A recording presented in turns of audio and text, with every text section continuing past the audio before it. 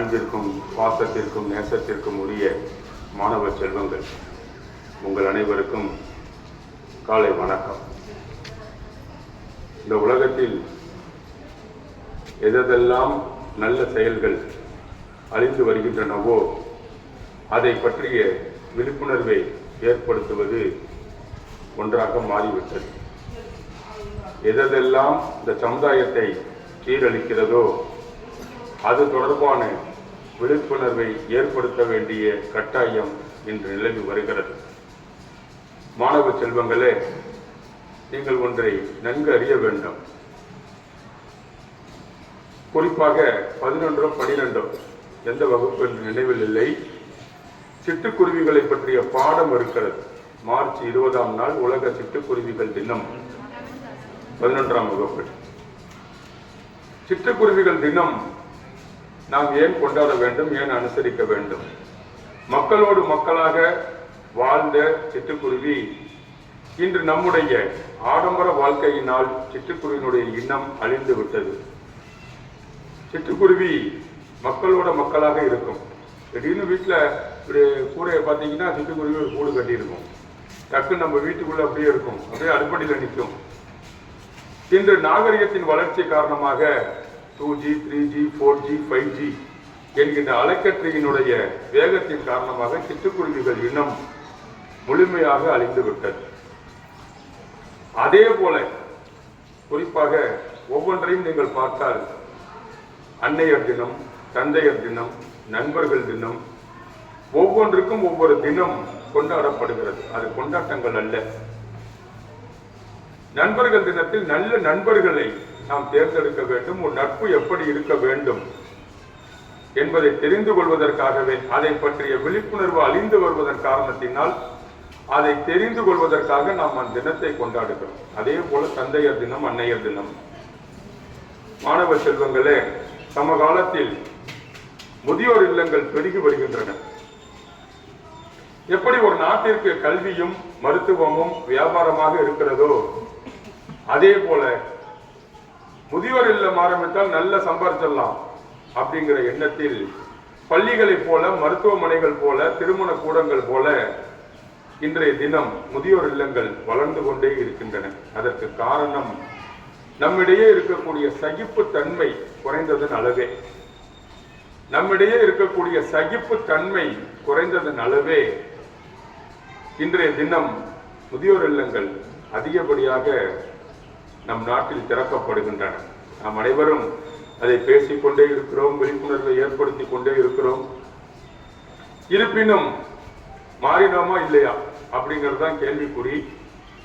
மாணவர்களே, உங்களுக்கு நான் இந்த நேரத்தில் எடுத்து சொல்வது தினங்கள் கொண்டாடுவதற்கல்ல, அதை பற்றி சிந்திப்பதற்கு. தினங்கள் கொண்டாடுவதற்கு அல்ல, அதை பற்றி சிந்திப்பதற்கு. உங்களுடைய வயதில் நாங்கள் இருக்கும் பொழுது அன்னையர் தினம் என்று ஒன்று இல்லை, தந்தையர் தினம் என்று ஒன்று இல்லை, நண்பர்கள் தினம் என்று ஒன்று இல்லை. காதலர் தினம் இருந்தது. நீங்கள் கொண்டாடும் அளவிற்கு நாங்கள் கொண்டாடியது இல்லை. அது ஒரு தினமாக நினைத்தோம், அதை ஒரு கொண்டாட்டமாக நினைக்கவில்லை. இந்த தினங்கள் அனைத்தும் உங்களுடைய யோசனைக்காக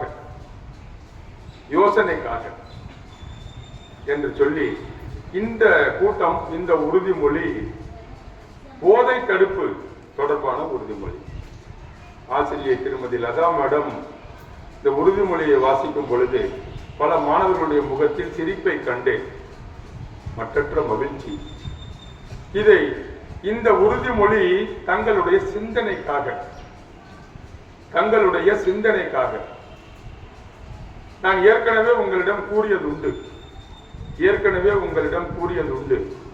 குறிப்பாக 12ஆம் வகுப்பு பி பிரிவில் கூறியிருப்பேன் என்று நினைக்கிறேன்.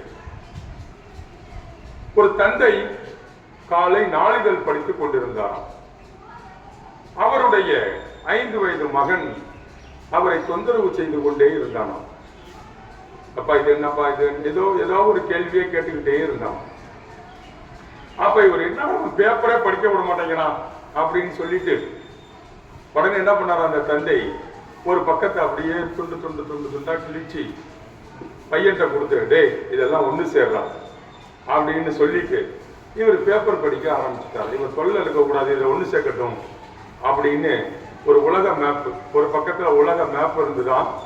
அந்த உலக மேப் அந்த அரை சீட்டை அப்படியே துண்டா கிழிச்சு என்ன பண்ணிட்டாங்க, 9th எல்லாம் காதுல விழுதா முடிச்சுட்டு கேள்வி கேட்பேன். என்ன பண்ணிட்டாரா, டக்குன்னு அந்த உலகத்தை அப்படியே கிழிச்சு ஆஸ்திரேலியா பாதி, ஆசியா கண்டம் பாதி, அமெரிக்கா, வட அமெரிக்கா, தென் அமெரிக்கா எல்லாத்தையும் அப்படி துண்டா கிழிச்சு இதை ஒன்று சேர்றான் அப்படின்னு சொல்லி கொடுத்துட்டு ஒரு அமைதியா பேப்பர் படிச்சான். கிழித்து கொடுத்த 5வது நிமிடத்தில் பையன் உலகத்தை சேர்த்து விட்டான். உடனே அவருக்கு ஆச்சரியம், எப்படி இப்படி செஞ்ச அப்படின்னு சொல்லும் பொழுது, அப்ப நீங்க பேப்பர் படிக்கும் போது பார்த்தேன், அந்த உலகம் நீங்க கிழிச்ச உலகம் இருந்துச்சு இல்ல, அதுக்கு பின்னாடி ஒரு மனிதனுடைய முகம் இருந்தது. ஒரு மனிதனுடைய முகம் இருந்தது. அந்த முகத்தை சேர்த்தே உலகம் சேர்ந்தது. அவன் என்ன பண்ணிட்டான், அப்படியே இப்ப கண்ணை கொண்டு கண்ணு இருக்கிற இடத்துல, மூக்கை கொண்டு மூக்கு இருக்கிற இடத்துல, காதை கொண்டு காது இருக்கிற இடத்துல அப்படியே வச்சான். அதை திருப்பி பார்த்தா மனிதனுடைய முகம் சரியானது. பின்னாடி எது சரியாயிடுச்சு? நன்கு புரிந்து கொள்ள வேண்டும் மாணவர்களே. அதிலிருந்து நாம் கற்றுக்கொண்டது, அந்த குழந்தை ஒரு மனிதனை சரி செய்தான். எது சரியானது? உலகம் சரியானது. அப்ப சரிங்கிறது எங்கேருந்து தொடங்கணும் அப்படின்னா, நம்ம ஒவ்வொரு இடத்திலும் இருந்து தொடங்கணும். முன்னாடிலாம் சொல்லுவாங்க, ஒரு நாடு சுத்தமாகணும்னா ஒரு வீடு சுத்தமாகணும். முதல்ல ஒரு வீடு சுத்தமாகணும், அப்புறம் தெரு சுத்தமாகும், அப்புறம் ஊர் சுத்தமாகும், அப்புறம் மாவட்டம் சுத்தமாகும், அப்புறம் மாநிலம் சுத்தமாகும், அப்புறம் நாடு சுத்தமாகும். அப்ப திருப்பம் என்பது ஒரு தனி மனிதனிடத்தில் இருந்தே தொடங்குகிறது. எனவே உறுதிமொழியை நகைப்போடு ஏற்றுக்கொண்டவர்களுடைய கவனத்திற்கு, நீங்கள் சரியானவர்களே, எங்களை போன்ற மூத்தோர்களும் அரசும் அழைப்பது உங்கள் மூலம் ஒரு நபரை நீங்கள் திருத்தினால் போதுமானது என்கின்ற உயரிய நோக்கோடு இந்த உறுதிமொழி உங்களிடையே விதைக்கப்படுகிறது என்பதை நீங்கள் புரிந்து கொள்ள வேண்டும். உறுதிமொழி உங்களுக்கானது அல்ல. இந்த உறுதிமொழியை ஏற்று மனதில் இருத்தி நினைவில் கொண்டு நீங்கள் கண்ணால் காணக்கூடிய போதை பழக்கத்திற்கு அடிமையாக இருக்கக்கூடிய ஒருவரை நீங்கள் சரி செய்ய வேண்டும் என்கின்ற உயரிய நோக்கோடு நம்முடைய மாவட்ட நிர்வாகமும் தமிழக அரசும் உங்களுக்கு இந்த மிகப்பெரிய வாய்ப்பை வழங்கி இருக்கிறது. நன்றாக நினைத்து பாருங்கள். பள்ளியில் படிக்காத ஒரு மதுவுக்கு அடிமையான குடும்பத்தில் பிறந்த உங்களை போன்ற ஒருவர் இது போன்ற கல்வியும் இது போன்ற அறிவுரையும் கிடைக்காமல் இந்த நேரத்தில் எங்கு இந்த வெயிலில் வேலை செய்து கொண்டிருக்கிறார் என்று உங்களால் எண்ணி பார்க்க முடியுமா? உங்களுக்கு கிடைத்த இந்த கல்வி, உங்களுக்கு கிடைத்த இந்த வாழ்க்கை, உங்களுக்கு கிடைத்த இந்த மகிழ்ச்சி, உங்களுக்கு கிடைத்த இந்த அத்துணை விஷயங்களும் கிடைக்காத 1,14,00,000 பேர் இந்த இந்தியாவில் வாழ்ந்து கொண்டிருக்கிறார்கள் என்று உங்களால் எண்ணி பார்க்க முடியுமா? எனவே இந்த அறிவுரை கிடைக்க வரம்பெற்ற நீங்கள் இந்த அறிவுரையை இந்த காதில் வாங்கி அந்த காதில் வெளியே தள்ளிவிடாமல் ஒவ்வொன்றையும் நீங்கள் கேட்டு நீங்கள் காணக்கூடிய மனிதர்களிடம் இதை பேசி சம வயதுடைய நபர்களிடம் நீங்கள் பேசி அவர்களை திருத்த வேண்டும் என்பதே எங்களுடைய நோக்கம். அதை நீங்கள் செய்வீர்கள் என நம்புகிறேன். மாணவ செல்வங்களே, மக்கள் சமுதாயத்திற்கும் ஆரோக்கியத்திற்கும் எதிராக உலக அளவில் எழுந்திருக்கும் பிரச்சனை போதை பழக்கம்.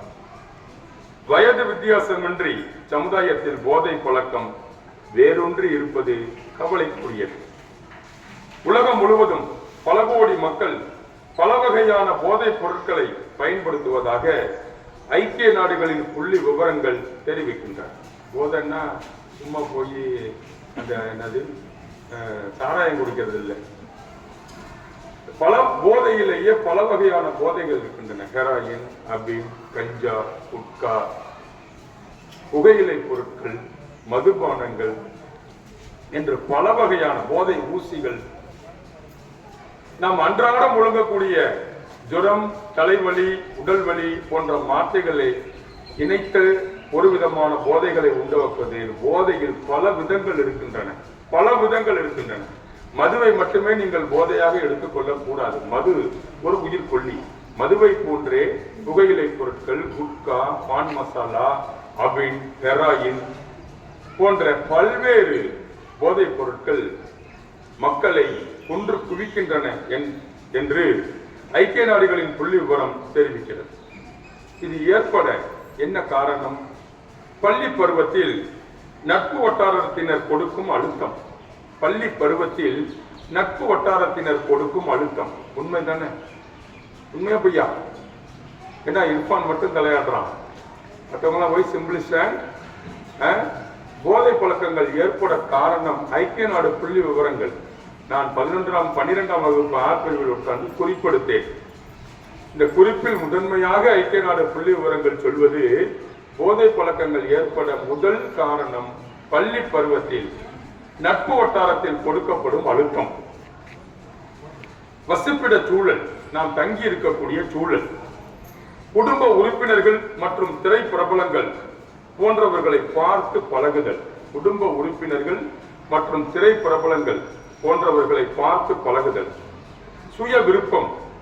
சுய விருப்பம், தற்காலிக மகிழ்ச்சி, சிலரின் தவறான நட்பு போன்றவற்றால் போதை பழக்கங்கள் ஏற்படுகிறது.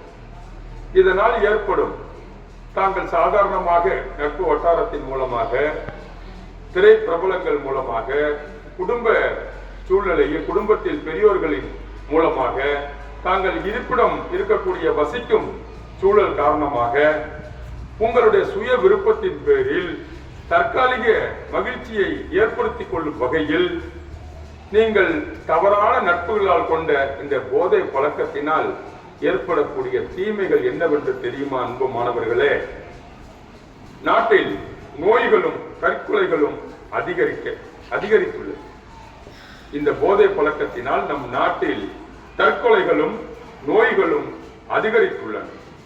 போதை பாவனையாளர்கள்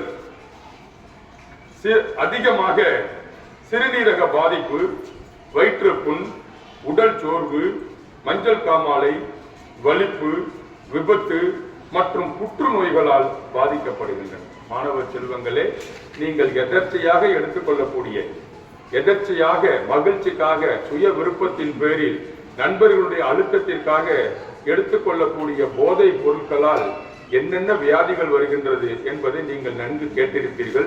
மிகவும் மீண்டும் உங்களுடைய நினைவுக்கு, நாட்டில் நோய்களும் தற்கொலைகளும் அதிகரித்துள்ளது.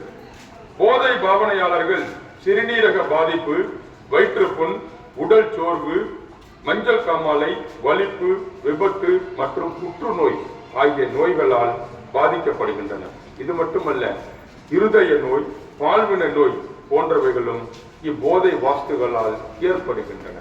இதய நோய், பால்வினை நோய் போன்ற நோய்களும் போதை வஸ்துகளால் ஏற்படுகின்றன. இன்றைய இளைஞர்கள் போதை பழக்கம் நாகரிகத்தின் உச்சம் என்று கருதுகிறார்கள்.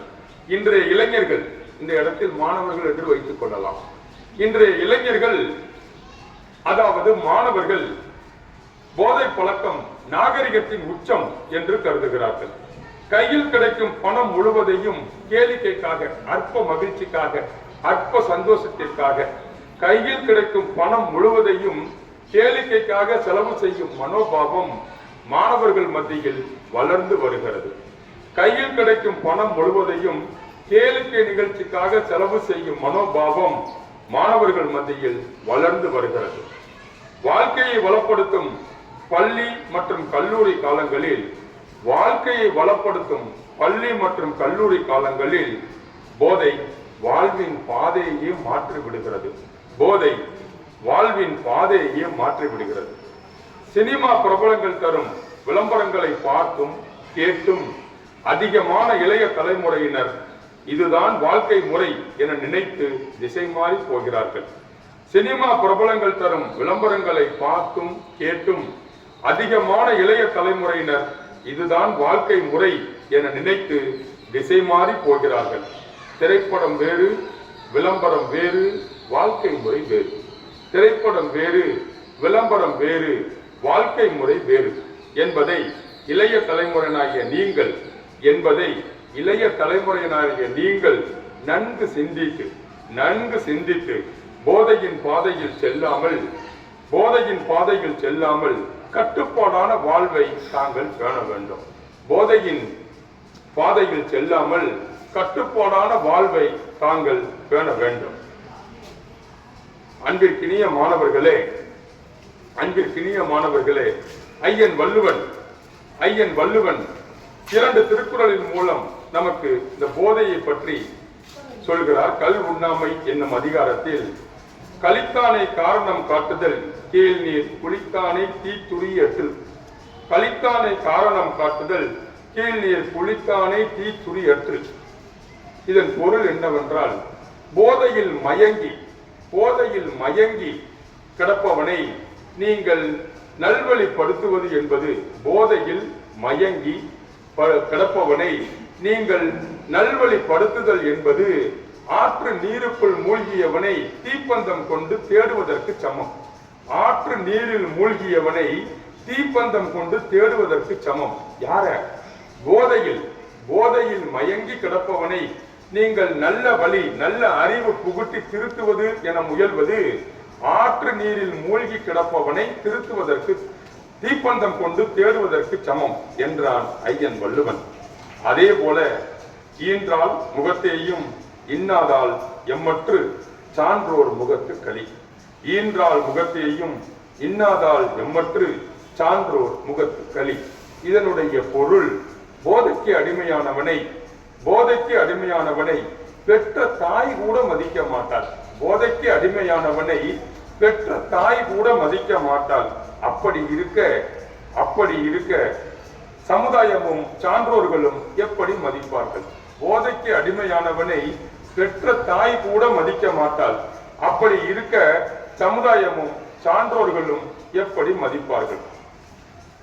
போதை பழக்கத்திற்கு அடிமையானவர்கள் அதிலிருந்து மீள்வதற்கு தன்னம்பிக்கையுடன் இருத்தல் வேண்டும். தன்னம்பிக்கையுடன் செயல்பட்டால் தானாகவே அதிலிருந்து மீண்டு விடலாம். போதை பொருள் பயன்படுத்த வேண்டும் என்ற எண்ணம் வரும்போதெல்லாம் கவனத்தை திசை திருப்பி நல்ல செயல்களில் கவனத்தை செலுத்த வேண்டும். போதை பொருள் பயன்படுத்த வேண்டும் என்கின்ற எண்ணம் வரும்போதெல்லாம் கவனத்தை திசை திருப்பி நல்ல செயல்களில் கவனத்தை செலுத்த வேண்டும். இது அனைத்தும் முடியவில்லை எனில் மருத்துவரை நாடி உரிய சிகிச்சை மேற்கொள்ளலாம். அன்பிற்கினிய மாணவர்களே, அறிவார்ந்த மாணவ செல்வங்களே, நீங்கள் அனைவரும் அறிவார்ந்தவர்கள், நல்லவர்கள். நல்ல தாய் தந்தையினுடைய பின்னணியில் இருந்து தாங்கள் பள்ளிக்கு வருகை தருகிறீர்கள். இருப்பினும் இந்த விழிப்புணர்வு உங்களுக்கும் உங்களை சார்ந்து இருக்கக்கூடிய நண்பர்களுக்குமே, தவறான நண்பர்கள் உங்களிடத்தில் இருப்பேன், தயவு செய்து அவருடைய நல் வழிக்காக நீங்கள் தக்க அறிவுரைகள் வழங்கி அவர்களை அப்பழக்கத்தில் இருந்து மீட்டு கொணர இந்த நேரத்தில் உங்களை நான் அன்போடும் கனிவோடும் கேட்டுக்கொள்கிறேன். திருடனாய் பார்த்து திருந்தாவிட்டால் திருட்டை ஒழிக்க முடியாது. எனவே ஒவ்வொரு தவறான பழக்கத்திற்கு அடிமையாக இருக்கக்கூடிய ஒருவர் அவராகவே நினைத்து தன்னம்பிக்கையுடன் செயல்பட்டு வாழ்வில் நினைத்தால் கண்டிப்பாக வெற்றி நிச்சயம். மாணவர்களே, உங்களுக்கு ஒன்று தெரியுமா? கடுமையான போதை பழக்கத்தில் அடிமையாகி என்னை 2 வயதில் விட்டு சென்ற என் தந்தை இறந்து விட்டார். அவர் ஒரு கடுமையான போதை பழக்கத்திற்கு அடிமையானவர். என்னுடைய தந்தை கடுமையான போதை பழக்கத்திற்கு அடிமையாகி என்னை குழந்தையிலேயே விட்டு இறந்து விட்டார். அந்த நிலைமை உங்களுக்கு வரக்கூடாது. இன்னொன்று தெரியுமா? எங்களுடைய தந்தை எங்களை எந்த வயதில் விட்டு சென்றாரோ, எங்களுடைய தந்தை என்னையும் என் அண்ணனையும் எந்த வயதில் விட்டு சென்றாரோ அதே வயதில் என்னுடைய அண்ணன் போதைக்கு அடிமையாகி இறந்து விட்டார். என்னுடைய அண்ணன், என்னுடைய தந்தை எங்களை எந்த வயதில் விட்டு சென்றாரோ, என்னுடைய வயதை நான் முன்பே குறிப்பிட்டு விட்டேன். என்னுடைய சகோதரன், என் உடன் பிறந்த சகோதரன், எங்கள் தந்தை எங்களை எந்த வயதில் விட்டு சென்றாரோ அதே வயதில் என்னுடைய அண்ணன் அவருடைய குழந்தையை விட்டு சென்று விட்டார். அதற்கு ஒரே காரணம் போதை. போதை உன்னையும் அளிக்கும், என்னையும் அளிக்கும், குடும்பத்தையும் அளிக்கும், நாட்டையும் அளிக்கும். எனவே மாணவர்களே, போதை பழக்கத்தில் இருப்பவர்களை கண்டிப்பாக நீங்கள் தக்க அறிவுரை வழங்கி மீட்டெடுங்கள். ஒருபோதும் ஒருபோதும் போதையை பற்றி சிந்திக்காதீர்கள், போதையை பற்றி சிந்திக்காதீர்கள், போதையை பற்றி சிந்திக்காதீர்கள். உங்களுடைய குடும்ப பின்னணி தரமான பின்னணி. உங்களுடைய குடும்பம் உங்களை நம்பியே இருக்கிறது. உங்களுடைய குடும்பம் உங்களை நம்பியே இருக்கிறது என்று சொல்லி வாய்ப்புக்கு நன்றி பாராட்டி விடைபெறுகிறேன். நன்றி, வணக்கம்.